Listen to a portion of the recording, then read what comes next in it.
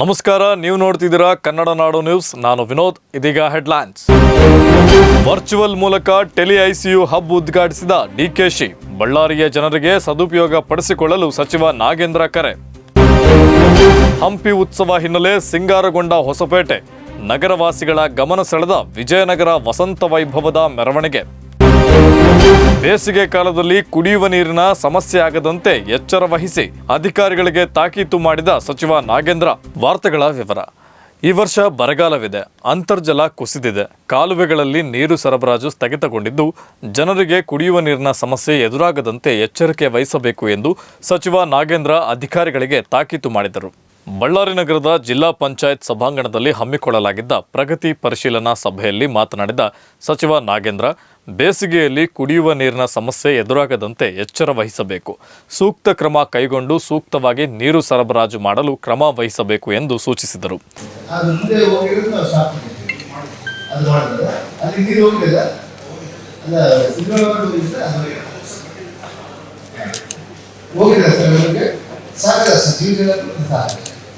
ಇದು ಮಾಡಿಕೊಂಡು ಮೇಂಟೈನ್ ಮಾಡ್ಕೋಬೇಕು. ಆಮೇಲೆ ನೀರಿನ ಪ್ರಮಾಣ ನಮ್ಗೆ ಇವತ್ತು ಎಷ್ಟು ಇರಬೇಕು?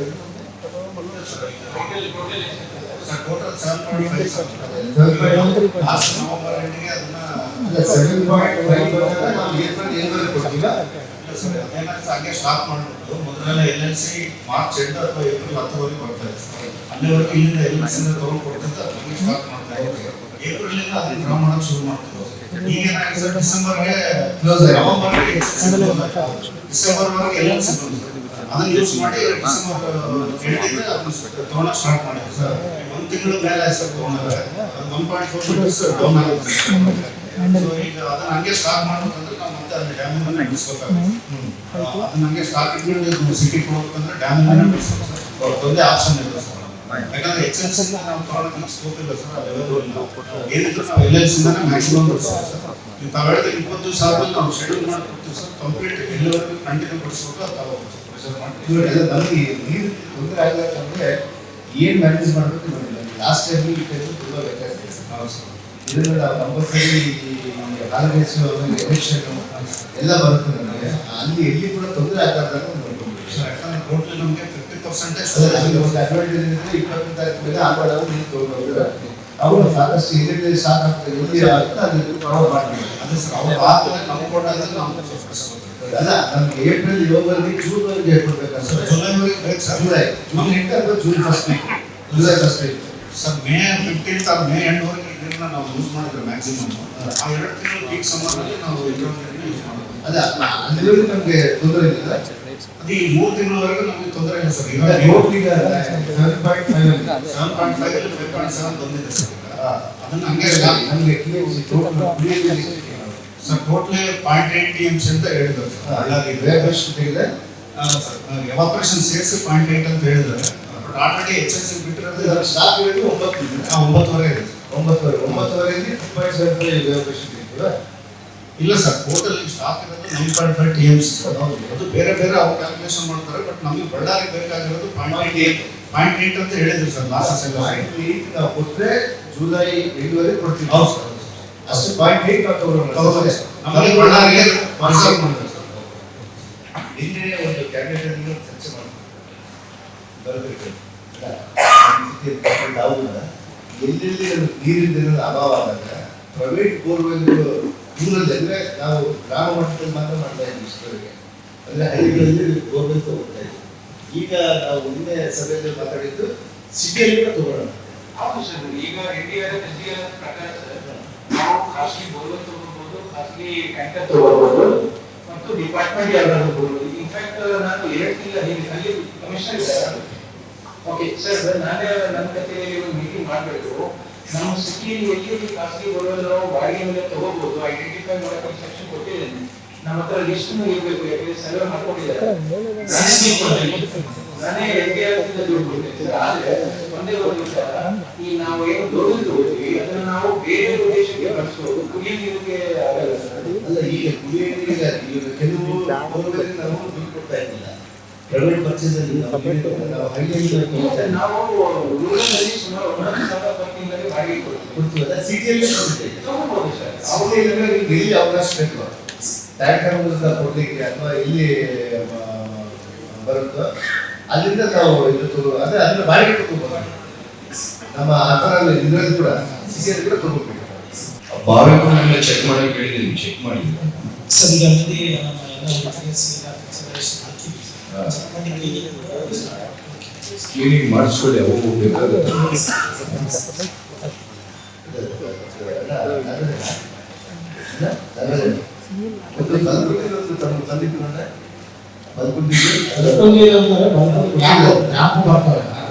ಕ್ಯಾಂಪ್ಗಳು ಬರ್ತಾರೆ.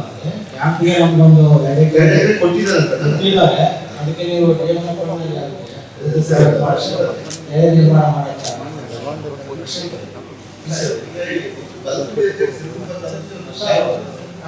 ಒಂದು ಪ್ರಿಯಂತ ಜಮೀನ ಕೊಟ್ಟಿದ್ದಾರೆ. ನೀರಿನ ಅಭಾವಕ್ಕೆ ಯಾರೋ ಕ್ಯಾಂಪ್ ಅವರೆಲ್ಲ ಸೇರಿ ಮಾಡ್ಕೊಂಡಿದ್ದಾರೆ.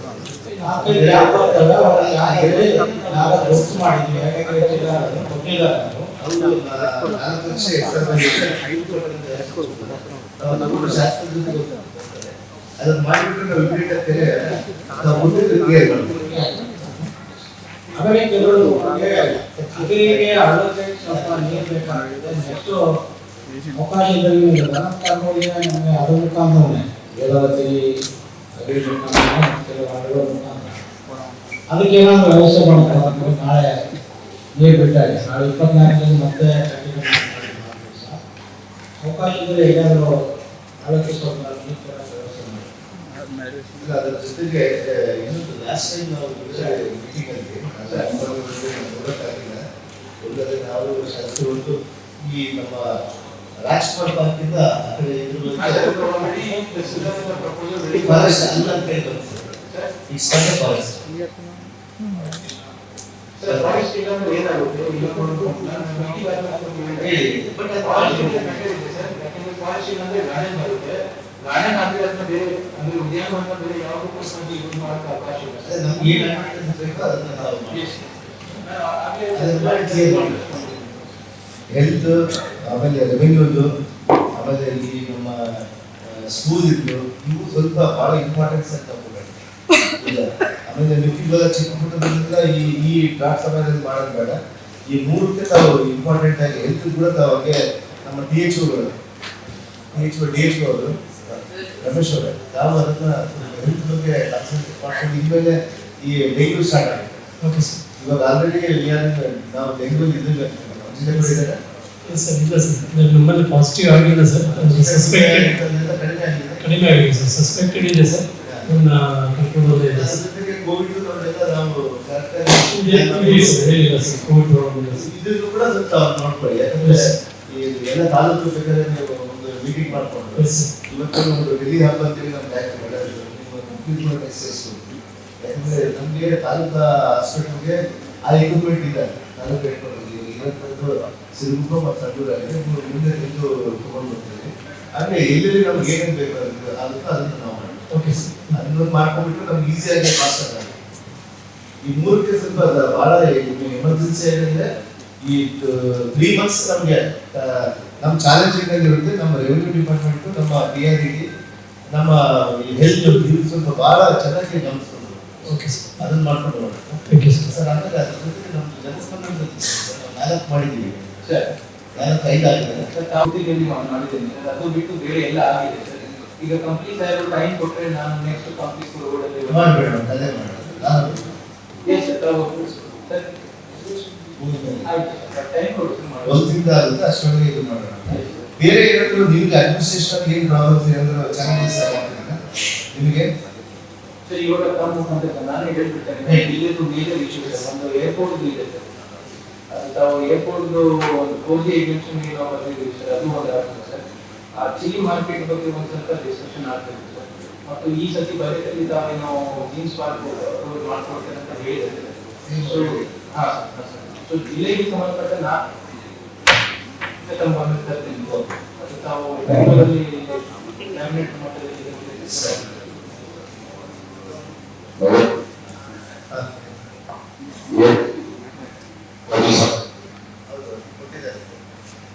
ಅವರು ಮಾಡಿದ್ದಾರೆ. ಫಾಲೋ ಅಪ್ ಮಾಡಿಕೊಡ್ತೀವಿ. ಮಾಡಿದ್ದಾರೆ. ಮಾತಾಡ್ತಾರೆ. ಅದು ಕ್ಲಿಯರ್ ಮಾಡ್ಕೊಂಡಂತ ಬೇರೆ ಏನಾದರೂ ಸಮಸ್ಯೆಗಳಿದ್ರೆ ಜಿಲ್ಲಾಡಳಿತಕ್ಕೆ ತಿಳಿಸಿದ್ರೆ, ಯಾಕಂದ್ರೆ ನಮ್ಮ ಜಾಸ್ತಿ ಗಮನಕ್ಕೆ ಬಂದಿರುತ್ತೆ. ಪವರ್ ಎಲ್ಲರೂ ಕರೆಂಟ್ ಕಂಬ ಬಿದ್ದೋಗಿದೆ ಅಥವಾ ಕುಡಿಯೋ ನೀರಿಗೆ ಪ್ರಾಬ್ಲಮ್ ಆಗಿದೆ. ಮುಖ್ಯವಾಗಿ ಆರೋ ಪ್ಲಾಂಟ್ಸ್ ನೀವು ಮತ್ತೆ ಇಒ ಅವ್ರಿಗೆ ಹೇಳ್ತಾ ಇದ್ದೀರ, ನಮ್ಮ ತಾಲೂಕಿನ ನಮ್ಮ ಜಿಲ್ಲೆ ಇಒಗಳಿಗೆ ತಾವು ಎಂ.ಡಿ.ಒ ಜೊತೆಗೆ ತಮ್ಮ ಪಿ.ಡಿ.ಒಗಳ ಜೊತೆಗೆ ನೋಡಿಕೊಂಡು ಯಾವುದೇ ನಮ್ಮ ಇವನ್ ಮಾತ್ರ ಆರೋ ಪ್ಲಾಂಟ್ಗಳು ಎಲ್ಲ ರನ್ನಿಂಗ್ ಆಗುತ್ತೆ. ಯಾವುದು ಕೂಡ ಇವಾಗ ಪ್ರೆಸೆಂಟ್ ರನ್ನಿಂಗ್ ನಿಂತಿರೋದು ಎಷ್ಟಿದೆ? ನಮ್ದು 22 ಕಡಿಮೆ ಇದೆ ಸರ್. 22 ಇದೆ ಸರ್. ಜಾಸ್ತಿ ಎಷ್ಟಿತ್ತು? ಜಾಸ್ತಿ 52 ಇದೆ ಸರ್. ಕಡಿಮೆ ಇದೆ. ಒಂದು ಡಿಸ್ಕೌಂಟ್ನವರು ಕಟ್ ಮಾಡಿದ್ರು ಕನೆಕ್ಷನ್ ಅದು ಕೊಟ್ಟಿದ್ದಾರೆ. ಕೊಟ್ಟರು ಸರ್. 3 ಇದಾಗಿದೆ. ಸೊ ನಾನು ಕೂಡ ಇನ್ಸ್ಟ್ರಕ್ಷನ್ ಕೊಟ್ಟಿದ್ದೀನಿ, ಬಿಲ್ ಕಟ್ಟಕ್ಕೆ ಬಾಕಿ ಇದ್ದದನ್ನ ಆರು ಪ್ಲಾಂಟ್ ಯಾವ ಕಾರಣಕ್ಕೂ ಕಟ್ ಮಾಡಬಾರ್ದು. ಡಿಸ್ಕೌಂಟ್ನವರು ಒಪ್ಪಿದ್ದಾರೆ ಸರ್. ಆಮೇಲೆ ವಾರ್ಡ್ ಮೆಂಬರ್ಸ್ ಕಡೆಯಿಂದನೂ ಆದಷ್ಟು ಬೇಗ ಪೇಮೆಂಟ್ ಮಾಡ್ತಾ ಇರಬೇಕು, ಯಾಕಂದ್ರೆ ಅವ್ರದೇ ಪ್ರೆಷರ್ ಇರುತ್ತೆ. ನೀವು ಈ 3 ತಿಂಗಳು 4 ತಿಂಗಳು ಬಹಳ ಅವೇ ವರ್ಕ್ ಆಗತ್ತೆ. ನಮಗೆ ಕುಡಿಯೋ ನೀರು ಇಲ್ಲಂದ್ರೆ ತುಂಬಾ ಇದಾಗ್ಬಿಡುತ್ತೆ. ಅಲ್ಲಿ ಲೋಕಲ್ ಅಲ್ಲಿ ನೋಡಿ ಕೆಲವರೆಲ್ಲ ಏನ್ ಮಾಡ್ತಾರೆ, ನನ್ನ ಮಾಹಿತಿ ಇರೋದು, ನನ್ನ ಕೆಲವರೆಲ್ಲ ಹೇಳ್ತಾ ಇದ್ರು ಬೇರೆಯವರು, ಅಲ್ಲಿ ಲೋಕಲ್ ಮಾರೋರು ಅಂದ್ರೆ ವ್ಯಾಪಾರ ಮಾಡೋರು ಇದನ್ನ ಸ್ಟಾಪ್ ಮಾಡಿಸೋದು ಅಥವಾ ಅವ್ನಿಗೆ ಹೇಳ್ಬಿಟ್ಟು ಏನೋ ಒಂದು ಮೆಷಿನ್ ತೆಗೆದ್ಬಿಡೋದು ಇಂಥವೆಲ್ಲ ಹೇಳ್ತಾರೆ. ತಾವು ನಮ್ಮ ಪಿ.ಡಿ.ಒಗಳ ಜೊತೆಗೆ ನಮ್ಮ ರೆವಿನ್ಯೂ ಇನ್ಸ್ಪೆಕ್ಟರ್ ಜೊತೆಗೆ ತಾವು ಐಡೆಂಟಿಫೈ ಮಾಡ್ತಾರೆ ನಮ್ಮ ತಾಲೂಕಲ್ಲಿ ಎಷ್ಟು ಆರೋಪಗಳು ನಡೀತಾ ಇದೆ, ಇಲ್ಲ ಅಲ್ಲಿ ಯಾರು ಲೋಕಲ್ ಆಗಿ ಹಂಗೆ ಮಾಡ್ತಾ ಇದ್ದಾರೆ, ಮತ್ತು ನೀರಿನ ಮಾರ್ಗಕ್ಕೆ ಈ ರೀತಿ ಅಂತಂದ್ರೆ ಪ್ಲಾನ್ ಮಾಡ್ತಾರೆ. ಅದನ್ನ ತಾವು ಗಮನ ಹರಿಸ್ತಾರೆ. ನಮಗೆ ಬಳ್ಳಾರಿ ತಾಲೂಕು ಸಣ್ಣೂರು ಏನೇನು ಬಂದಿದೆ ಸರ್? ಸರ್ ನಮ್ದು 151ರಲ್ಲಿ 6 ಮಾತ್ರ ವರ್ಕ್ ಆಗ್ತಾ ಇದೆ ಸರ್. ಸೊ ಟೋಟಲ್ 34 ವರ್ಕ್ ಆಗ್ತಾ ಇರಲಿಲ್ಲ, ಅದರಲ್ಲಿ 28 ಓಕೆ ಆಗಿದೆ ಸರ್. ಇನ್ನು 6 ಪ್ರಾಬ್ಲಮ್ ಇದೆ ಸರ್. 6ರಲ್ಲಿ ಈಗ ರಾ ವಾಟರ್ ಪ್ರಾಬ್ಲಮ್ ಇದೆ, JJM ಪೈಪ್ ಲೈನ್ ಬರ್ತಾ ಇದೆ ಸರ್, ಅದು ಕ್ಲಿಯರ್ ಆಗಿದೆ ಸರ್. ಇನ್ನು 2 ಶಿಫ್ಟಿಂಗ್ ಇದೆ ಸರ್, ಚೋಟೂರು ಒಂದು ಮತ್ತೆ ಬಂಡ್ರಿ ಒಂದು ಶಿಫ್ಟ್ ಮಾಡಿ ಇದು ಮಾಡ್ತೀವಿ. ಅಲ್ಲಿ ಲೋಕಲ್ ನಮ್ಮ ಇವ್ರನ್ನ ಶಾಸಕರು ಕೇಳ್ಕೊಂಡು Yes, sir. Yes, sir. Balance ಅದು ಮಾಡ್ತೀವಿ. ಎಸ್ ಸರ್, ಸರ್ ಜೊತೆ ಮಾತಾಡಿದ್ವಿ ಸರ್, ಹೇಳಿದೆ ಸರ್. ಮೇವ್ರಿಗೆ ತೊಂದರೆ ಇಲ್ಲ ಮೇವು ಸರ್ ನಮ್ದು ಇಲ್ಲ ಸರ್, ಸ್ಟಾರ್ಟ್ ಇದೆ ಸರ್. ಫೆಬ್ರವರಿ 8 ಸ್ಟಾರ್ಟ್ ಆಗುತ್ತೆ ಸರ್ ಸಮಸ್ಯೆ. ಈಗ ಹೊಸ ಒಂದು ಇದು ನಮ್ಮ ಅನಿಮಲ್ ಫೀಲ್ಡ್ರಿಂದ ಎಸ್ ಹೊಸದು ಒಂದು ಕೀಟ್ ಕೊಡ್ತಾ ಇದ್ದಾರೆ. ಹೌದು ಸರ್. ಸರ್ ಈಗ ನಮ್ಮ ಕಡೆ ಬರುತ್ತೆ. ಈಗ ಅದನ್ನ 3 ತಿಂಗಳವರೆಗೆ ಅದು ಗ್ರೀನ್ ಫಾರ್ಮ್ಗೆ ರೆಡಿ ಮಾಡಿದ್ದಾರೆ. ಎಸ್ ಅದು ಬಂದ್ರೆ ಕೂಡ ನಮ್ಗೆ 50% ನಮಗೆ ಅದ್ರ ಲೋಡ್ ಕಡಿಮೆ ಆಗುತ್ತೆ. ಸರ್ ನಾವು 326 ಜನ ಕೊಟ್ಟಿದ್ದೀವಿ ಸರ್, 1158 ಕಿಟ್ ಕೊಟ್ಟಿದ್ದೀವಿ ಸರ್. ಅದರಲ್ಲಿ ಸರ್ ಆಫ್ರಿಕನ್ ಟಾಲಿ ಮೈಸ್ ಮತ್ತೆ ಸ್ವರ್ಗಮು, ಮಲ್ಟಿಕಟ್ ಜವಾರು ಮತ್ತೆ ಮಲ್ಟಿಕಟ್ ಬಾಜ್ರಾ, ಅಲ್ಸಂಡಿ ಇವನ್ನೆಲ್ಲ 60 ಡೇಸ್ ಎಷ್ಟು ಬರುತ್ತೆ? ಹೌದು ಸರ್, 60 ಡೇಸ್ ಸರ್. 60 days. ಹೌದು ಸರ್. ಅದರಲ್ಲಿ 4632 ಟನ್ ಗ್ರಾಸ್ ನ ಇಷ್ಟರಲ್ಲಿ ಬೆಳೀತಾ ಇದ್ದೀವಿ ಸರ್. ನಮ್ಮಲ್ಲಿ ಸರ್ ಈಗ ಫೆಬ್ರವರಿ 8 ಸಮಸ್ಯೆ ಸ್ಟಾರ್ಟ್ ಆಗುತ್ತೆ ಸರ್. ಅದು ಮುಖ್ಯವಾಗಿ ವಿಜ್ಞಾಪನ ಮತ್ತೆ ಮೆಟ್ರಿಕ್ ಅದಕ್ಕೆ ತುಂಬಾನೇ ಜಾಸ್ತಿ ಆಗುತ್ತೆ. Yes, yes. ನಮ್ಮ ಭಾಗ ಸ್ವಲ್ಪ irrigation ಇದಕ್ಕೆ ಪ್ರಾಬ್ಲಮ್ ಇಲ್ಲ. ಸಂಡೂರು ಪ್ಲಾನ್ ಮಾಡ್ಕೊಂಡು ನಮ್ಮ ಜಿಲ್ಲೆಯಲ್ಲಿ ಸಂಡೂರು ಸ್ವಲ್ಪ ಟಫ್ ಆಗುತ್ತೆ. Yes, yes. ಇವತ್ತು ಸಿರುಗುಪ್ಪ ಕೂಡ ಸ್ವಲ್ಪ ಪರವಾಗಿಲ್ಲ, ನಾವು ಬೇವು ಮತ್ತೆ ಪ್ರಾಬ್ಲಮ್ ಆಗುತ್ತೆ. Yes. ಸಂಡೂರು ಮೇಲೆ ಜಾಸ್ತಿ ಇದಿರುತ್ತೆ, ಅದನ್ನ ಸ್ವಲ್ಪ ನೋಡ್ತೀವಿ. ಪ್ಲಾನ್ ಮಾಡ್ಕೊಂಡಿದ್ದೀವಿ. ಎಸ್. ಕೇಂದ್ರ ವಿತ್ತ ಸಚಿವೆ ನಿರ್ಮಲಾ ಸೀತಾರಾಮನ್ ಅವರು ಮಂಡಿಸಿದ ಮಧ್ಯಂತರ ಬಜೆಟ್ ಜನ ವಿರೋಧಿಯಾಗಿದೆ ಎಂದು ಮಾಜಿ ಸಂಸದ ವಿ.ಎಸ್. ಉಗ್ರಪ್ಪ ತಿಳಿಸಿದರು. ಬಳ್ಳಾರಿ ನಗರದ ಪ್ರವಾಸಿ ಮಂದಿರದಲ್ಲಿ ಆಯೋಜಿಸಿದ್ದ ಪತ್ರಿಕಾಗೋಷ್ಠಿಯನ್ನು ಉದ್ದೇಶಿಸಿ ಮಾತನಾಡಿದ ಮಾಜಿ ಸಂಸದ ವಿ.ಎಸ್. ಉಗ್ರಪ್ಪ ಅವರು ಸಾಲ ಮಾಡಿ ದೇಶಕ್ಕೆ ಹೊರೆ ಮಾಡುವುದು ಸರಿಯಲ್ಲ ಎಂದು ರಾಮಾಯಣದಲ್ಲಿ ರಾಮನೇ ಭರತನಿಗೆ ಹೇಳಿದ್ದಾನೆ. ಹೀಗಿರುವಾಗ ರಾಮನ ಭಕ್ತ ಮೋದಿ ದೇಶಕ್ಕೆ ಸಾಲ ಹೊರಿಸಿ ರೈತ ಬೆಳೆದ ಬೆಳೆಗೆ ವೈಜ್ಞಾನಿಕ ಬೆಲೆ ನಿಗದಿಗೆ ಕಾರ್ಯಕ್ರಮ ರೂಪಿಸಿಲ್ಲ. ಹಾಗಾಗಿ ಇದು ಅಭಿವೃದ್ಧಿ ವಿರೋಧಿ ಬಜೆಟ್, ಜನ ವಿರೋಧಿ ಬಜೆಟ್ ಆಗಿದೆ ಎಂದು ಟೀಕಿಸಿದರು. ನನ್ನ ರಾಜಕೀಯ ಬದುಕಿನಲ್ಲಿ ನೋಡಿದಂಥ ಬಡ್ಜೆಟ್ಗಳ ಪೈಕಿ ಅತ್ಯಂತ ಅಭಿವೃದ್ಧಿ ವಿರೋಧಿ ಜನ ವಿರೋಧಿ ಬಡ್ಜೆಟ್ ಯಾವುದಾದರೂ ಇದ್ದರೆ ನಿನ್ನೆ ಸಂಸತ್ತಿನಲ್ಲಿ ನಿರ್ಮಲಾ ಸೀತಾರಾಮನ್ರವರು ಮೋದಿ ಸರ್ಕಾರದ ಪರವಾಗಿ ಮಂಡನೆ ಮಾಡಿರ್ತಕ್ಕಂಥ ಬಡ್ಜೆಟ್ಟು ಅಂಥೇಳಿ ಅತ್ಯಂತ ನೋವಿನಿಂದ ಈ ಮಾತನ್ನು ಹೇಳಲಿಕ್ಕೆ ಬಯಸ್ತೇನೆ. ಈ ಬಡ್ಜೆಟ್ಟು ರೈತ ವಿರೋಧಿ ಬಡ್ಜೆಟ್ ಇದೆ. ನಿರುದ್ಯೋಗಿ ಯುವಕ ಯುವತಿಯರ ವಿರುದ್ಧವಾದಂಥ ಬಡ್ಜೆಟ್ ಇದೆ. ಜನಸಾಮಾನ್ಯರ ಬದುಕಿನ ವಿರುದ್ಧವಾದಂಥ ಬಡ್ಜೆಟ್ ಇದಾಗಿದೆ. ನೋಡಿ, ಈಗ ದೇಶದಲ್ಲಿ ಒಂದು ಕಡೆ ಬರ, ಇನ್ನೊಂದು ಕಡೆ ಪ್ರವಾಹ. ಇಡೀ ಬಡ್ಜೆಟ್ನಲ್ಲಿ ದೇಶದ ಈಗ ನಮ್ಮ ರಾಜ್ಯದಲ್ಲಿ 236 ತಾಲೂಕುಗಳ ಪೈಕಿ 223 ತಾಲೂಕುಗಳು ಬರಪೀಡಿತ ಅಂಥೇಳಿ ಘೋಷಣೆ ಮಾಡಿದೆ. ಸುಮಾರು 18,500 ಕೋಟಿಯಷ್ಟು ಪರಿಹಾರ ನೀಡಬೇಕು ಅಂಥೇಳಿ ಕೇಂದ್ರ ಸರ್ಕಾರವನ್ನು ಒತ್ತಾಯ ಮಾಡಿದ್ದೆ ವಿತ್ ಅಂಕಿಅಂಶಗಳು. ಆದರೂ ಯಾವುದೇ ಈ ಸಮಸ್ಯೆಗೆ ಪರಿಹಾರ ರೂಪಿಸುವಂಥ ಪ್ರಯತ್ನ ಕೇಂದ್ರ ಸರ್ಕಾರ ತನ್ನ ಬಡ್ಜೆಟ್ನಲ್ಲಾಗಲಿ ಅಥವಾ ತನ್ನ ಕಾರ್ಯಕ್ರಮಗಳ ಮೂಲಕ ಆಗಲಿ ತೋರಿಲ್ಲ. ಸೊ ಇದರ ಈ ಬರ ಮತ್ತು ಪ್ರವಾಹದಿಂದ ಇಡೀ ಸಮಾಜ ತತ್ತರಿಸಿರುವಂಥದ್ದನ್ನು ನೋಡ್ಬೋದು. ನಿರುದ್ಯೋಗ ಸಮಸ್ಯೆ ಇವತ್ತು ಬೃಹದಾಕಾರವಾಗಿದೆ. ಇಲ್ಲ, ಅದಕ್ಕೆ ಯಾವುದೇ ಕಾರ್ಯಕ್ರಮ ಇಲ್ಲ. ಇದಕ್ಕಿಂತ ಮಿಗಿಲಾಗಿ 190 ಲಕ್ಷ ಕೋಟಿ 190 ಲಕ್ಷ ಕೋಟಿ ಸಾಲ ಇವತ್ತು ನಮ್ಮ ದೇಶದ ಮೇಲೆ ಆಗಲಿಕ್ಕೆ ನೇರವಾಗಿ ಮೋದಿಯವರ ಸರ್ಕಾರ ಕಾರಣ. 1947ರಿಂದ ಸ್ವಾತಂತ್ರ್ಯ ಬಂದ ಲಾಗಾಯತಿನಿಂದ ಇಲ್ಲಿಯವರೆಗೂ ಅಂದರೆ 2014ರವರೆಗೂ ಮೋದಿ ಪ್ರಧಾನಿ ಆಗೋವರೆಗೂ ಸಾಲ ಇದ್ದಿದ್ದು 52 ಲಕ್ಷ ಕೋಟಿ. ಕಳೆದ 10 ವರ್ಷದಲ್ಲಿ ಈ ಸಾಲದ ಮಿತಿ ಇವತ್ತು ಸಾಲ ಟೋಟಲಿ 190 ಲಕ್ಷ ಕೋಟಿಗೆ ಜಾಸ್ತಿ ಮಾಡಿದ್ದಾರೆ. ಸೊ ಈ 190 ಲಕ್ಷ ಕೋಟಿ ಅಂದರೆ ಸುಮಾರು 140 ಲಕ್ಷ ಕೋಟಿ ಹತ್ತತ್ರ ಕಳೆದ 10 ವರ್ಷದಲ್ಲಿ ಮಾಡಿದ್ದಾರೆ. ಈ ಸಾಲ ಈ ದೇಶದ ಪ್ರತಿಯೊಬ್ಬ ಪ್ರಜೆಯೂ ಸಹ ತೀರಿಸಬೇಕಾಗಿದೆ. ಇದನ್ನು ಯಾವ ಎಕಾನಮಿ ಅಂತ ಹೇಳಲಿಕ್ಕೆ ಸಾಧ್ಯತೆ ಇದೆ? ಇನ್ಫ್ಯಾಕ್ಟ್ ರಾಮನ ಜಪ ಮಾಡ್ತಾರೆ mister Modi and his team. Rama Ayodhyakanda ಸರ್ಗ 100 ತನ್ನ ತಮ್ಮನಾದಂಥ ಭರತನಿಗೆ ಉಪದೇಶ ಮಾಡ್ತಾರೆ, ಹೇಳ್ತಾರೆ, ನೋಡಪ್ಪ, ರಾಜ್ಯ ಅಂದರೆ ಏನು, ಸಾಮಾಜಿಕ ನ್ಯಾಯ ಅಂದ್ರೇನು, ಅರ್ಥನೀತಿ ಅಂದ್ರೇನು, ನ್ಯಾಯನೀತಿ ಅಂದ್ರೇನು, ಬಡ್ಜೆಟ್ ಅಂದ್ರೇನು, ಟ್ಯಾಕ್ಸ್ ಅಂದರೆ ಏನು ಅಂತ ಅಲ್ಲಿ ಹೇಳ್ತಾರೆ. ಸರ್ಪ್ಲೆಸ್ ಬಡ್ಜೆಟ್ ಇರಬೇಕು, ಸಾಲ ಮಾಡಬಾರ್ದು. ಈಗ ಇವರು ಸಾಲ ಮಾಡಿದ್ದಾರಲ್ಲ, ಏನು ರಾಮನ ಆದರ್ಶಗಳು ಇವರಲ್ಲಿ ಏನಾದರೂ ಇದ್ದಾವ? ಜನಸಾಮಾನ್ಯರ ಬದುಕಿಗೆ ರಾಜಕೀಯ ಪರಿಹಾರ ನೀಡ್ತಕ್ಕಂಥ ಕಾರ್ಯಕ್ರಮಗಳ ಮೂಲಕ ಪರಿಹಾರ ನೀಡುವಂಥ ಪ್ರಯತ್ನ ಮಾಡದೆ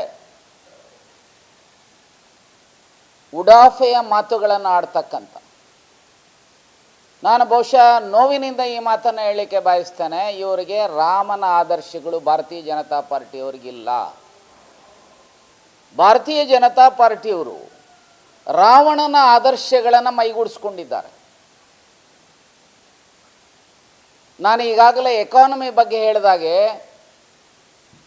ಮತ್ತು ಅಧಿಕಾರ ದಾಹದಿಂದ ಅಧಿಕಾರಕ್ಕೋಸ್ಕರ ಏನು ಬೇಕಾದರೂ ಮಾಡುವಂಥ ಪ್ರವೃತ್ತಿಯನ್ನು ಹೇಗೆ ರಾವಣ ಅಧಿಕಾರ ಉಳಿಸ್ಕೊಳ್ಳಿಕ್ಕೆ ಏನೆಲ್ಲ ಪ್ರಯತ್ನ ಮಾಡಿದ್ರು ಹಾಗೆ ಮೋದಿಯವರು ಪ್ರಯತ್ನ ಮಾಡ್ತಾ ಇದ್ದಾರೆ.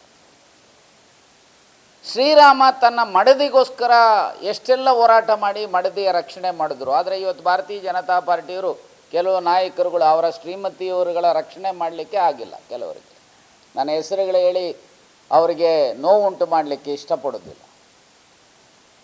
ಸೊ ಹೀಗಾಗಿ ಇವತ್ತು ಜನರ ವಿಶ್ವಾಸವನ್ನು ಕಳ್ಕೊಂಡಿದ್ದಾರೆ. ಉಡಾಫೆಯ ಮಾತುಗಳಿಂದ ಜನರ ಬೆಂಬಲವನ್ನು ಗಳಿಸ್ಬೋದು ಅಂಥೇಳಿ ತಿಳ್ಕೊಂಡಿದ್ದರೆ ಅದು ತಪ್ಪು. ಇವತ್ತು ಏನಾಗಿದೆ, ಭಾರತೀಯ ಜನತಾ ಪಾರ್ಟಿಯವರಿಗೆ ಏನಾದರೂ ಮಾಡಿ ಅಧಿಕಾರ ಗಳಿಸ್ಬೋದು, ಜನರನ್ನು ಉಡ್ವಿಂಕ್ ಮಾಡ್ಬೋದು ಅಂಥೇಳಿ ಭಾವಿಸಿದ್ದಾರೆ. ಆದರೆ ನಾನು ಸ್ಪಷ್ಟಪಡಿಸ್ತೇನೆ, ಈ ದೇಶದ ಜನ ಭಾಳ ಪ್ರಬುದ್ಧರಿದ್ದಾರೆ, ವಿಚಾರವಂತರಿದ್ದಾರೆ, ಬದ್ಧತೆ ಇರುವಂಥವರಿದ್ದಾರೆ. ನಿಮ್ಮ ಈ ರೀತಿಯ ಸಮಯ ಸಾಧಕ ರಾಜಕಾರಣವನ್ನು ಅರ್ಥ ಮಾಡಿಕೊಂಡು ನಿಮಗೆ ಬುದ್ಧಿ ಕಲಿಸ್ತಾರೆ ಅಂತೇಳಿ ನಾನಂತೂ ಭಾವಿಸಿದ್ದೆ. ಇನ್ನು ರಾಜ್ಯದಲ್ಲಿ ಏನು ಇದ್ದಕ್ಕಿದ್ದಾಗೆ ಒಂದು ರೀತಿ ಜಯೇಶ್ ಪಟೇಲ್ರು ಹೇಳಿದಾಗೆ ಓರಿ ಮುಂದೆ ಹೋಗ್ತಾ ಇರಬೇಕಾದ್ರೆ ಅದರ ಹಳ್ಳಿ ಕಡೆ ಹೇಳ್ತಾರಲ್ಲ, ಆ ಒಳ್ಳೆ ದಷ್ಟಪುಷ್ಟವಾದಂಥ ಓರಿಯ ಬೀಜ ಬೀಳ್ಬೋದು ಅಂಥೇಳಿ ನರಿ ಹಿಂದೆ ಬಿದ್ದು ಹೋಗುತ್ತಂತೆ. ಹಾಗೆ ಈ ರಾಜ್ಯದಲ್ಲಿ 135 ಜನ ಶಾಸಕರು ಹೊಂದಿರತಕ್ಕಂಥ, ಜನಪರವಾಗಿ ಕೆಲಸ ಮಾಡ್ತಾ ಇರ್ತಕ್ಕಂಥ, ಹೇಳಿದಂಥ ಆಶ್ವಾಸನೆಗಳನ್ನು ಜಾರಿಗೆ ತಂದಂಥ ಸಿದ್ದರಾಮಯ್ಯನವರ ಸರ್ಕಾರ ಪತನ ಆಗುತ್ತೆ ಅಂಥೇಳಿ ಕುಮಾರಸ್ವಾಮಿನೂ ಮಾತನಾಡೋದೆ, CT ರವಿನೂ ಮಾತನಾಡೋದೆ, ಬಸವರಾಜ ಬೊಮ್ಮಾಯಿನೂ ಮಾತನಾಡೋದೆ. ನಾನು ಇಷ್ಟೇ ಹೇಳ್ತೀನಿ, ಆ ನರಿ ಯಾವ ರೀತಿ ಹೋಗ್ತಾ ಇದೆಯೋ ಆ ರೀತಿ ಹೋಗ್ತಾ ಇದ್ದಾರೆ. ಇವರಿಗೆ ನಿರಾಶೆ ಕಾದಿದೆ. ಮಾತೆತ್ತಿದ್ರೆ ನಾವು 28 ಗೆಲ್ತೇವೆ. ಅಲ್ರಿ, ನಿಮ್ಗೇನಾದರೂ ಮಾನ ಮರ್ಯಾದೆ ಇದೆಯೇನ್ರಿ? ನಿಮ್ಗೇನಾದರೂ ಬದ್ಧತೆ ಇದೆಯೇನ್ರಿ? ನಿಮ್ಗೇನಾದರೂ ಮಾಹಿತಿ ಇದೆಯೇನ್ರಿ? ಕರ್ನಾಟಕದ ಇತಿಹಾಸದಲ್ಲಿ ಒಂದು ಸಾರಿನೂ ಸಹ ಭಾರತೀಯ ಜನತಾ ಪಾರ್ಟಿಯವರು ಮೆಜಾರಿಟಿ ತೆಗೆದುಕೊಳ್ಳಿಕ್ಕಾಗಲಿಲ್ಲ ಅಸೆಂಬ್ಲಿನಲ್ಲಿ. ಆಪರೇಷನ್ ಕಮಲದ ಮೂಲಕನೇ ಸರ್ಕಾರ ರಚನೆ ಮಾಡಿದ್ದೀರಿ. ಯಾವತ್ತಾದರೂ 114 ಸೀಟ್ ಗೆದ್ದಿದ್ರ? ಹೋಗಲಿ, JDSನವರು 94ರಿಂದ ಇಲ್ಲಿವರೆಗೂ 94ರ ನಂತರದ ಚುನಾವಣೆಗಳಲ್ಲಿ ಎಲ್ಲಾದರೂ ಮೆಜಾರಿಟಿ ಚುನಾವಣೆಯಲ್ಲಿ ಗೆದ್ದಿದ್ದೀರಾ? ಸೊ ಹಾಗಾಗಿ ಇದನ್ನು ಅರ್ಥ ಮಾಡ್ಕೋಬೇಕಾಗುತ್ತೆ. ಜನ ನಿಮ್ಮ ಪರವಾಗಿಲ್ಲ. ಈ ರಾಜ್ಯದಲ್ಲಿ ದಶಕಗಳಿಂದ, ಸ್ವಾತಂತ್ರ್ಯ ಬಂದ ಲಾಗಾಯತ್ನಿಂದ ಇಲ್ಲಿಯವರೆಗೂ ಈ ರಾಜ್ಯದ ಜನ ಪ್ರಬುದ್ಧರಿದ್ದಾರೆ, ವಿಚಾರವಂತರಿದ್ದಾರೆ. ಕಾಂಗ್ರೆಸ್ಸಿನ ಫಿಲಾಸಫಿ, ಸಿದ್ಧಾಂತ, ಕಾರ್ಯಕ್ರಮಗಳ ಪರವಾಗಿದ್ದಾರೆ. ಹಾಗಾಗಿ ಕಾಂಗ್ರೆಸ್ ಬಹುತೇಕ ಸಂದರ್ಭಗಳಲ್ಲಿ ತನ್ನ ಸ್ವಂತ ಶಕ್ತಿಯ ಮೇಲೆ, ಮೆಜಾರಿಟಿಯ ಆಧಾರದ ಹಿನ್ನೆಲೆಯಲ್ಲಿ ಅಧಿಕಾರಕ್ಕೆ ಬಂದಿದೆ ಅಂಥೇಳಿ ಹೇಳಲಿಕ್ಕೆ ಬಯಸ್ತೇನೆ. ನಿಮಗೇನಾದರೂ ರಾಜ್ಯದ ಬಗ್ಗೆ ಬದ್ಧತೆ ಇದ್ದರೆ ಹೋಗಿ ನಿಮ್ಮ ಮೋದಿಯವರಿಗೆ ಹೇಳಿ, ಈ ರಾಜ್ಯದಿಂದ ಸಾಕಷ್ಟು ನೀವು ಟ್ಯಾಕ್ಸನ್ನು ತೆಗೆದುಕೊಳ್ತೀರಿ, ಆದರೆ ಇನ್ ಟರ್ನ್ ಈ ರಾಜ್ಯದ ಪಾಲು ಕೊಡುವಂಥದ್ರಲ್ಲಿ ವಿಫಲರಾಗಿದ್ದೀರಿ. ಈಗ ಬರ ಸುಮಾರು 18,500 ಕೋಟಿಯಷ್ಟು ನಷ್ಟ ಆಗಿರೋದನ್ನು ಕೊಡಿ ಅಂಥೇಳಿ ಅನೇಕ ತಿಂಗಳುಗಳಾಯಿತು, ಇಲ್ಲಿವರೆಗೊಂದು ಪೈಸೆ ಇಲ್ಲ. GST ಇದರಲ್ಲಿ ಕೊರತೆ ಉಂಟಾಗುವಂಥದ್ರ ಬಗ್ಗೆ ಹಣ ಕೊಡಬೇಕು ಅಂತಂದರೆ ಇಲ್ಲ. ಲೋಕಲ್ ಸೆಲ್ಫ್ ಗವರ್ಮೆಂಟಿಗೆ ಕೇಂದ್ರ ಸರ್ಕಾರದಿಂದ ಕೊಡಬೇಕಾಗಿರುವಂಥ ಹಣ ಅದು ಕೊಟ್ಟಿಲ್ಲ. ಹೀಗೆ ಪಟ್ಟಿ ಮಾಡ್ತಾ ಹೋದರೆ ಕೇಂದ್ರ ಸರ್ಕಾರ ಒಂದು ರೀತಿ ಕರ್ನಾಟಕವನ್ನು ಮಲತಾಯಿ ಧೋರಣೆಯಿಂದ ನೋಡ್ತಾ ಇದ್ದೀರಿ. ಈ ಮಲತಾಯಿ ಧೋರಣೆಯನ್ನು ತಪ್ಪಿಸ್ತಕ್ಕಂಥದಕ್ಕೆ ನಿಮಗೇನಾದರೂ ಬದ್ಧತೆ ಇದ್ದರೆ mister Vijendra, mister R. Ashok, mister Yediyurappa, mister Eshwarappa, mister Shettar, ನೀವುಗಳು ಹೋಗಿ ಕೇಂದ್ರ ಸರ್ಕಾರಕ್ಕೆ ಹೇಳಿ. ಅದನ್ನು ಬಿಟ್ಟು ಏನು ಕಾಂಗ್ರೆಸ್ಸಿನ ಮೇಲೆ ನೀವೇ ಹೇಳಿದ್ರಲ್ರಿ, ಒಂದು ಕಡೆ ಕುಮಾರಸ್ವಾಮಿಯವರು ಹೇಳ್ತಾರೆ BJPನ ಏನೆಲ್ಲ ವಾಚಾಮಗೋಚರವಾಗಿ ಒಂದು ಹಂತದಲ್ಲಿ ಬೈದಿದ್ರು ಅನ್ನುವಂಥದ್ದನ್ನು ಅವನ ರೆಕಾರ್ಡ್ ಇರ್ತಕ್ಕಂಥದ್ದು. ಹಾಗೆ ಇದೇ ಶೆಟ್ಟರ್ BJP ಮುಗಿಸೋದೇ ನನ್ನ ಗುರಿ ಅಂಥೇಳಿ ಕಳೆದ ಚುನಾವಣೆಯಲ್ಲಿ ಹೇಳಿದರು. ಇನ್ನು ಯಡಿಯೂರಪ್ಪನವರು 2013ರ ಚುನಾವಣೆಯಲ್ಲಿ ಶೋಭಾ ಕರಂದ್ಲಾಜೆಯಿಂದ ಹಿಡಿದು, ಯಡಿಯೂರಪ್ಪನವರಿಂದ ಹಿಡಿದು, ಪುಟ್ಟಸ್ವಾಮಿಯಿಂದ ಹಿಡಿದು, ಇದೇ ವಿಜಯೇಂದ್ರದಿಂದ ಹಿಡಿದು ಎಲ್ಲರೂ ಸಹ BJPಯನ್ನು ಈ ರಾಜ್ಯದಲ್ಲಿ ನಿರ್ನಾಮ ಮಾಡುವುದೇ ನಮ್ಮ ಗುರಿ ಅಂತ ಹೇಳಿದಂಥ ಇದೇ ಯಡಿಯೂರಪ್ಪ, ಇದೇ ವಿಜಯೇಂದ್ರ, ಇದೇ ಶೆಟ್ಟರ್, ಸೊ ಇವರುಗಳಿವತ್ತು ಏನು BJPನ 28ಕ್ಕೆ 28 ಗೆಲ್ಲಿಸ್ತೀವಿ ಅಂಥೇಳಿ ಹುಂಕರಿಸ್ತಾ ಇದ್ದೀರಲ್ಲ, ಇದು ಜನ ಅರ್ಥ ಮಾಡ್ಕೊಳ್ತಾರೆ, ನಿಮ್ಗೆ ಪಾಠ ಕಲಿಸ್ತಾರೆ. ಈ ರಾಜ್ಯದ ಜನ ಕನಿಷ್ಠ 20 ಸ್ಥಾನಗಳನ್ನು ಈ ಸಾರಿ ಲೋಕಸಭಾ ಚುನಾವಣೆಯಲ್ಲಿ ಕಾಂಗ್ರೆಸ್ಸಿಗೆ ಕೊಡ್ತಾರೆ ಅನ್ನುವಂಥ ವಿಶ್ವಾಸ ನಮಗೆ, ನಮ್ಮ ಪಕ್ಷಕ್ಕಿದೆ ಅಂತೇಳಿ ಹೇಳಲಿಕ್ಕೆ ಬಯಸ್ತೇನೆ.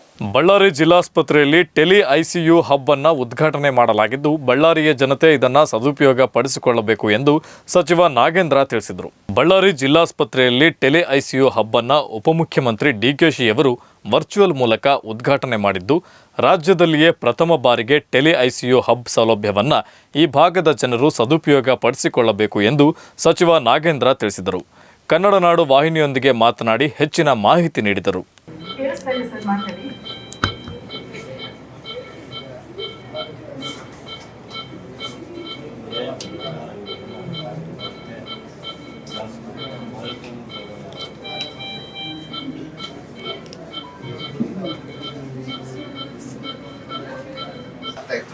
ಅದನ್ನ ಇವತ್ತು ಈ ಟೆಲಿ ICU ಇಂದ ಇಲ್ಲೇ ರೋಗಿಗೆ ಒಂದು ತುರ್ತು ಚಿಕಿತ್ಸೆಯನ್ನು ಕೊಡೋದ್ರ ಮೂಲಕ ಅವರ ಜೀವನವನ್ನು ರಕ್ಷಣೆ ಮಾಡುವುದು ಇವತ್ತು ಸರ್ಕಾರದ ಆದ್ಯ ಕರ್ತವ್ಯವಾಗಿ ಇಂಥ ಒಂದು ವಿನೂತನವಾದಂಥ ಒಂದು ಆಲೋಚನೆ ಮಾಡಿ ಇವತ್ತು ಭಾಳ ಒಳ್ಳೆಯ ಟೆಲಿ ಹಬ್ ಅಂತೇಳಿ ಟೆಲಿ ICU ಅಂತೇಳಿ ಈ ಭಾಗದಲ್ಲಿ ಮಾಡಿದರೆ ಇದರ ಬಹುಶಃ ಇದರಲ್ಲಿ ತುರ್ತಾಗಿ ಸುಮಾರು ನಮ್ಮ ಪೇಷಂಟ್ಗಳಿಗೆ ಇಲ್ಲೇ ಬಳ್ಳಾರಿಗೆ ಬಂದಂತಲ್ಲ ಅಲ್ಲೇ ನಮ್ಮ ತಾಲೂಕು ಹೆಡ್ ಕ್ವಾರ್ಟರ್ಗಳಲ್ಲಿ ಅವರು ಟೆಲಿ ಕಾನ್ಫರೆನ್ಸ್ ಮೂಲಕ ಇದರಲ್ಲಿ ಲೈವ್ ಆಗಿ ಅದಕ್ಕೆ ಅವ್ರಿಗೆ BP ಎಷ್ಟಾಗಿರ್ಬೋದು, ಯಾವ ರೀತಿ ಆಪರೇಷನ್ ಮಾಡ್ಬೋದು, ಯಾವ ರೀತಿ ಫಸ್ಟ್ ಏಡ್ ಕೊಡ್ಬೋದು ಅನ್ನುವಂಥ ವಿಚಾರವನ್ನ ಇವತ್ತು ಈ ಭಾಗದಿಂದ ಕೊಡಲಿಕ್ಕೆ ಬಹಳಷ್ಟು ಅನುಕೂಲ ಆಗಿದೆ.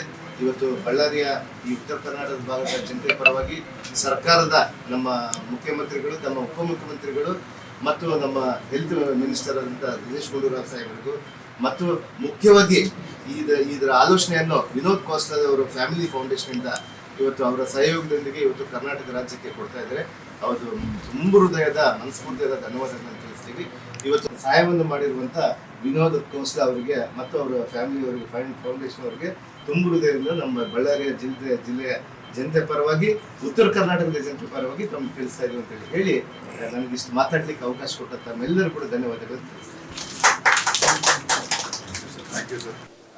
ಒಂದು ವಿನೂತನವಾದಂಥ ಯೋಜನೆಯನ್ನು ಒಂದು ಏನು ಇವತ್ತು ವಿನೋದ್ ಕೋಸ್ಲಾ ಮತ್ತು ಶ್ರೀಕಾಂತ್ ನಡುಮನಿ ಅವರ ಸಹಯೋಗದೊಂದಿಗೆ ಇವತ್ತು ಮಾನ್ಯ ಉಪಮುಖ್ಯಮಂತ್ರಿಗಳಾದಂಥ DK ಶಿವಕುಮಾರ್ ಸಾಹೇಬರು ಮತ್ತು ಆರೋಗ್ಯ ಮಂತ್ರಿಗಳಾದಂಥ ದಿನೇಶ್ ಗುಂಡೂರಾವ್ ಅವರು ಮತ್ತು ಮಾಜಿ ಮಂತ್ರಿಗಳಾಗಿರುವಂಥ ರೇವಣ್ಣ ಸಾಹೇಬರು ಮತ್ತು ಜಮೀರ್ ಅಹಮದ್ ಅವರು ಮತ್ತು ಶರಣ್ ಪ್ರಕಾಶ್ ಪಾಟೀಲ್ ಅವರು ಇವತ್ತು ಎಲ್ಲ ಕೂಡ ಸೇರಿ ಈ ಒಂದು ಟೆಲಿ ICU ಅನ್ನುವಂಥ ಒಂದು ಹೊಸ ಯೋಜನೆಯನ್ನು, ಒಂದು ವಿನೂತನವಾದಂಥ ಒಂದು ಯೋಜನೆ ಅಂದರೆ ಇವತ್ತು ಟೆಕ್ನಾಲಜಿಯನ್ನೇ ಬಳಸ್ಕೊಂಡು ಅಡ್ವಾನ್ಸ್ಡ್ ಆಗಿ ಇವತ್ತು ಏನು ಆರೋಗ್ಯ ಕ್ಷೇತ್ರದಲ್ಲಿ ಒಂದು ಪರಿಣಾಮಕಾರಿಯಾಗಿ ಕೆಲಸ ಮಾಡಬೇಕಂತೇಳಿ ತಿಳಿದು ಇವತ್ತು ಬಹುಶಃ ರಾಜ್ಯದಲ್ಲಿ ಪ್ರಥಮ ಬಾರಿಗೇ ಇವತ್ತು ಉತ್ತರ ಕರ್ನಾಟಕ ಭಾಗದಿಂದ ಬಳ್ಳಾರಿಯನ್ನು ಟೆಲಿ ICU ಹಬ್ ಅಂತೇಳಿ ಮಾಡಿದ್ದಾರೆ. ಇವತ್ತು ಅದು ಭಾಳಷ್ಟು ಅದ್ಭುತವಾಗಿ ನಮ್ಮ ಭಾಗದಲ್ಲಿರುವಂಥ ಕಟ್ಟಕಡೆ ವ್ಯಕ್ತಿ ಕೂಡ ಯಾರಿಗಾದ್ರು ತೊಂದರೆ ಆದರೆ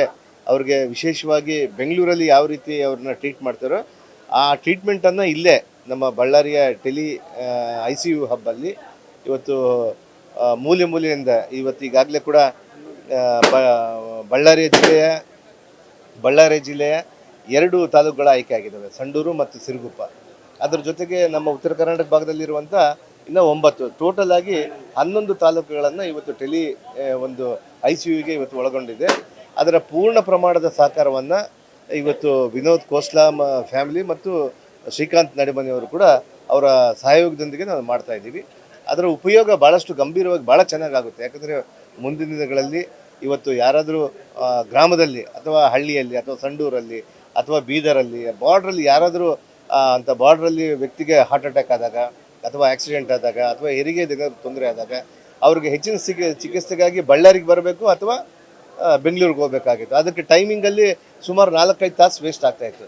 ಆ 4-5 ತಾಸು ಒಳಗಡೆ ಆ ರೋಗಿಗೆ ಸರಿಯಾದ ಒಂದು ಏನು ಆರೋಗ್ಯ ಸಿಗ್ಲಾರ್ದೇ ವ್ಯವಸ್ಥೆ ಚಿಕಿತ್ಸೆ ಸಿಗ್ಲಾರ್ದೇ ಸಾವು ನೋವುಗಳನ್ನು ಆಗ್ತಾಯಿತ್ತು.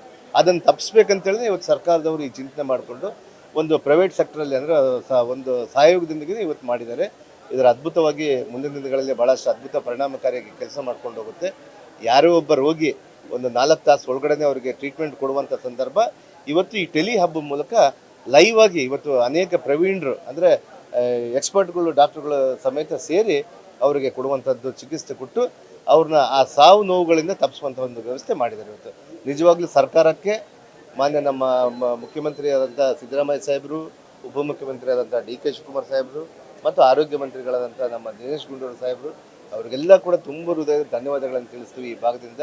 ಮತ್ತು ಅವರು ಏನು ಇವತ್ತು ಈ ಸಹಾಯ ಮಾಡ್ತಾ ಇದ್ದಾರೆ ಇವತ್ತು ನಮ್ಮ ವಿನೋದ್ ಕೋಸ್ಲಾ ಅವರು ಮತ್ತು ಶ್ರೀಕಾಂತ್ ನಡಿಮನಿಯವರು ಕೂಡ ತುಂಬ ಹೃದಯದ ಈ ಭಾಗದ ಜನತೆ ಪರವಾಗಿ ಅವ್ರು ಧನ್ಯವಾದಗಳನ್ನು ತಿಳಿಸ್ತೀವಿ. ಈಗ ಅಲ್ಲಿ ತಾಲೂಕು ಹಾಸ್ಪಿಟಲ್ಗಳಲ್ಲಿ ಅಪ್ಗ್ರೇಡೇಷನ್ ಕೊಟ್ಬಿಟ್ಟು ಇವತ್ತು ಕಂಪ್ಲಿ ಮತ್ತು ಕುರುಗೋಡು ಅದ್ರ ಜೊತೆಗೆ ಇನ್ನು ಟೋಟಲ್ ಆಗಿ ಇವತ್ತು 42 ಭಾಗದಲ್ಲಿ ತಾಲೂಕುಗಳನ್ನು ಇವತ್ತು ತೆಗೆದುಕೊಂಡಿದ್ದಾರೆ ಬೆಂಗಳೂರಿನ ಸಮೇತ. ಇವತ್ತು ಹಂತವಾಗಿ ಕೂಡ ಈ ಭಾಗದಲ್ಲಿರುವಂಥ ಎಲ್ಲ ತಾಲೂಕು ಆಸ್ಪತ್ರೆಗಳನ್ನು ಇದಕ್ಕೆ ಒಳಪಡಿಸ್ಕೊಂಡು ಹೋಗ್ತೀವಿ. ಹಂಪಿ ಉತ್ಸವದ ಕ್ಷಣಗಣನೆ ಹಿನ್ನೆಲೆ ಗುರುವಾರ ಸಂಜೆ ಹೊಸಪೇಟೆಯಲ್ಲಿ ವಸಂತ ವೈಭವ ಮೆರವಣಿಗೆ ನಡೆಸಲಾಯಿತು. ಹಂಪಿ ಉತ್ಸವದ ಕ್ಷಣಗಣನೆ ಹಿನ್ನೆಲೆ ಗುರುವಾರ ಸಂಜೆ ಹೊಸಪೇಟೆಯ ನಗರದ ವಡಕರಾಯನ ದೇವಸ್ಥಾನದ ಬಳಿ ವಸಂತ ವೈಭವ ಮೆರವಣಿಗೆ ವಿಜಯನಗರ ಶಾಸಕರಾದ ಎಚ್.ಆರ್. ಗವಿಯಪ್ಪ ಅವರು ಚಾಲನೆ ನೀಡಿದರು. ರಾಜ್ಯದ ವಿವಿಧ ಭಾಗಗಳಿಂದ ಆಗಮಿಸಿರುವ 100ಕ್ಕೂ ಹೆಚ್ಚು ಕಲಾ ತಂಡಗಳು ಕಂಸಾಳೆ, ಪೂಜಾ ಕುಣಿತ, ಕರಡಿ ಮಜಲು, ಲಂಬಾಣಿ ನೃತ್ಯ, ಚಿಲಿಪಿಲಿ ಗೊಂಬೆ, ಅಲಾಯಿ ಹೆಜ್ಜೆ ಮೇಳ, ಸೋಮನ ಕುಣಿತ, ಮಹಿಳಾ ವೀರಗಾಸೆ, ಕೊಂಬು ಕಹಳೆ, ಚಂಡೆವಾದನ, ಜಾಂಜ್ ಮೇಳ, ಮೋಜಿನ ಗೊಂಬೆ, ಜಗ್ಗಲಿಗಿ, ಖಡ್ಗವರಸೆ, ನವಿಲು ಕುಣಿತ, ಮರಗಾಲು ಬೀಸು, ಕಂಸಾಳೆ, ಸಿಂಧೋಳ ಕುಣಿತ, ಸಮಾಳ ಮತ್ತು ನಂದಿಕೋಲು, ಕುದುರೆ ಕುಣಿತ, ನಾದಸ್ವರ, ಡೊಳ್ಳು ಕುಣಿತ, ಕೋಲಾಟ, ಹಗಲು ವೇಷ, ತಾಶಾರಾಮ್ ಡೋಲ್, ಗೊಂದಲಿಗರ ಹಾಡು, ಗೊರವರ ಕುಣಿತ ಹೀಗೆ ಹಲವಾರು ನೃತ್ಯ ಪ್ರಕಾರಗಳು, ಆನೆ ಹಾಗೂ ಕಲಾ ತಂಡಗಳು ಮೆರವಣಿಗೆಯಲ್ಲಿ ಪಾಲ್ಗೊಂಡಿದ್ದವು. ತಾಯಿ ಭುವನೇಶ್ವರಿ ದೇವಿ ಮೂರ್ತಿಯನ್ನು ಅಲಂಕೃತಗೊಂಡ ಟ್ರ್ಯಾಕ್ಟರ್ನಲ್ಲಿ ಇರಿಸಿ ನಗರದ ಡಾಕ್ಟರ್ ಪುನೀತ್ ರಾಜ್ಕುಮಾರ್ ಜಿಲ್ಲಾ ಕ್ರೀಡಾಂಗಣದವರೆಗೆ ಅದ್ಧೂರಿ ಮೆರವಣಿಗೆ ಕೊಂಡೊಯ್ಯಲಾಯಿತು.